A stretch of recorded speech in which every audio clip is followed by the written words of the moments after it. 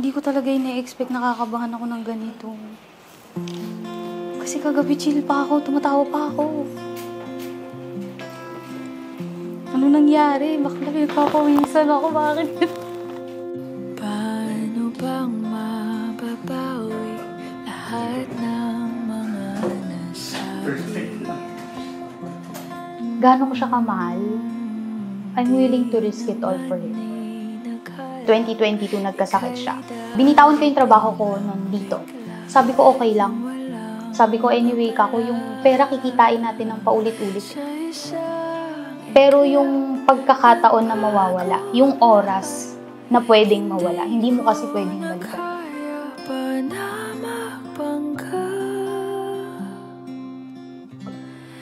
Ikaw ang kumpas pag naliligaw. Ikaw ang kulay sa langit na bugaw. Merong mga tao sa buhay ko na they wanted me to leave him. Kasi hindi niya na kayang mag-provide kasi may sakit eh.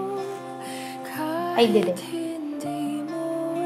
Kasi the last thing I remember sa vows, it's for better or for worse. For richer or for poorer. Till death do us part. At aking wakas.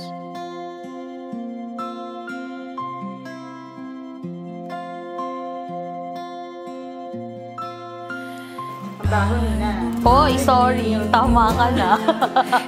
Ay, ayoko na. Ayusin mo na yung kotse. Lugi ah. Di naman naiplano, ako'y mamihag ng ganito. Totoo ba ito? Sa isang iklap, nagbago ako.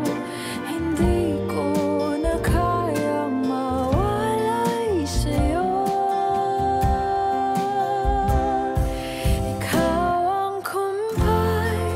Pag nakikita ko siyang nakangiti, parang lang din, iba pa rin yung feeling eh. Iba yung tingin. Iba talaga eh. Hindi masabi. Gusto ko pag pumasok ako sa relationship kasi gusto ko pang long term. Sa kanya ko lang naramdaman na long term talaga. Sa kanya ko naramdaman na babae kasi ako.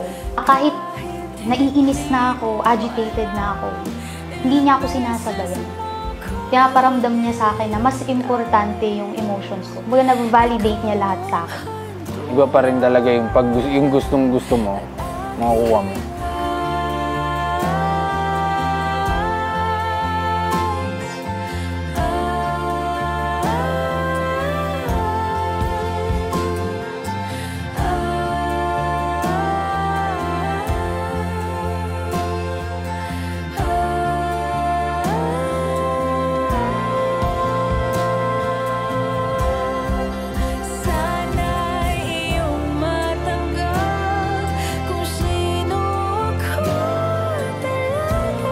Bebe, ito na yung long overdue wedding na inaasam natin.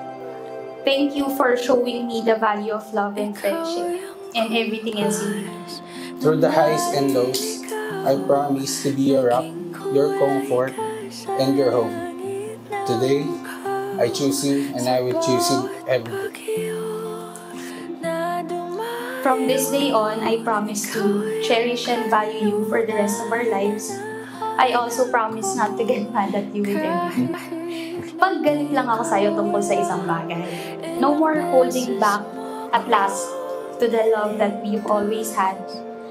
This is to more adventures and to more supplies, syempre. I love you and I will always choose you. At aking